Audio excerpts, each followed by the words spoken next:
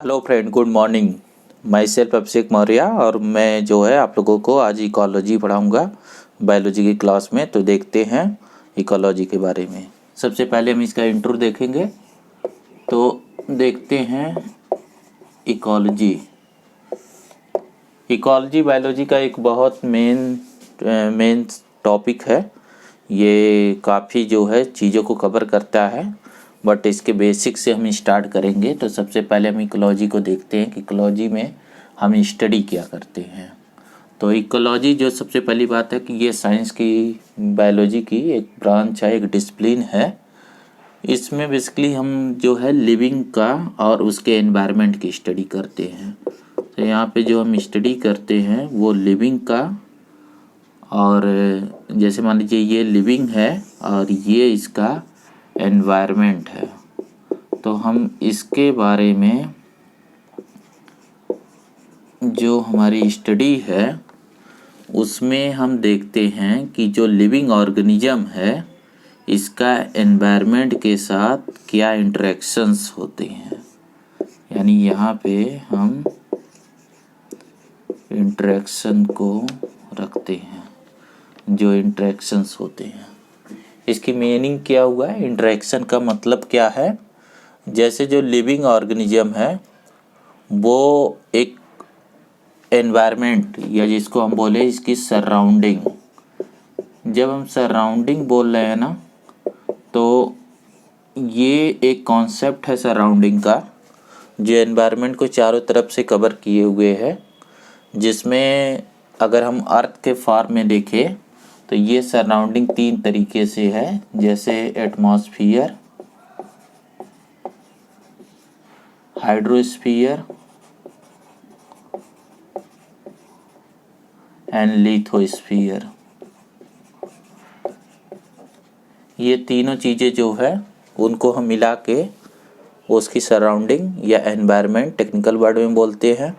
तो एनवायरनमेंट क्या इफ़ेक्ट डालता है लिविंग पे, जैसे कि एनवायरनमेंट में जो एटमॉस्फियर है, जैसे मान लीजिए इसमें से हम एक चीज़ ले लेते हैं, एटमॉस्फियर को कंसीडर करते हैं, तो ये क्या असर डालता है लिविंग पे। इसका मीनिंग ये हुआ, जैसे मान लीजिए अगर हम इसमें से एटमॉस्फियर को लेते हैं तो एटमॉस्फियर का जो टेम्परेचर है, जो एक कंपोनेंट है, ये टेम्परेचर घटने से बढ़ने से इसका क्या असर आता है लिविंग ऑर्गेनिज्म की फंक्शनिंग पे, इसको हम बोलेंगे एनवायरनमेंट और लिविंग के बीच का इंटरेक्शन।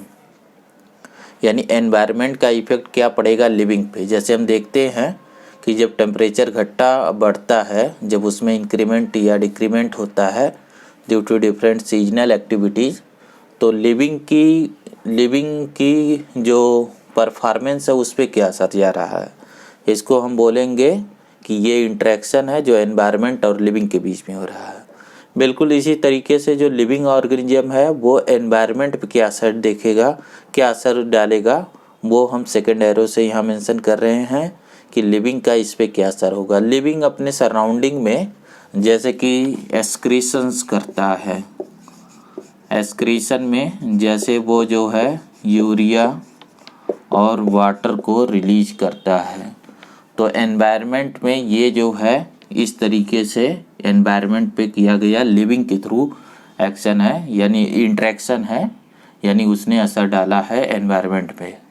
तो हम कंबाइंड अगर इसे करते कि एनवायरनमेंट ने लिविंग पे क्या असर डाला और लिविंग ने एनवायरनमेंट पे क्या असर डाला, और इन सभी इंटरेक्शंस की, ये सारे इंटरेक्शन जो रेसिप्रोकल हैं, किसने एनवायरनमेंट ने लिविंग क्या असर डाला, लिविंग ने इस पे क्या असर डाला, इनकी जो हम स्टडी करते हैं एक इंटीग्रेटेड फॉर्म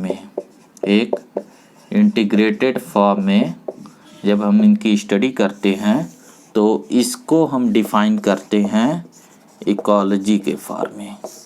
यानी अगर हम इकोलॉजी को डिफाइन करें तो इकोलॉजी क्या है, जो लिविंग है उसकी एक सराउंडिंग होती है, सराउंडिंग का लिविंग पे इंटरेक्शन और लिविंग का सराउंडिंग पे इंटरेक्शन, और इनकी इंटीग्रेटेड स्टडी को हम इकोलॉजी बोलते हैं। तो बेसिकली ये एक इकोलॉजी का टेक्निकल डेफिनेशन है जो हम इकोलॉजी में स्टडी करते हैं।